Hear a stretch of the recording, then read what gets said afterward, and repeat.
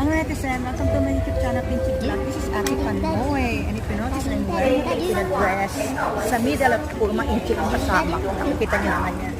Because this is pahabol celebration of Independence Day, Philippine Independence Day here in Hong Kong ng mga Pilipina. So we're going to celebrate our Freedom Ball, or we are going to have a lunch in North Point. So I'm going there and makikita nyo mga kababayan natin wearing a Filipino dress there. Ayan po, on the way na tayo sa Island Line.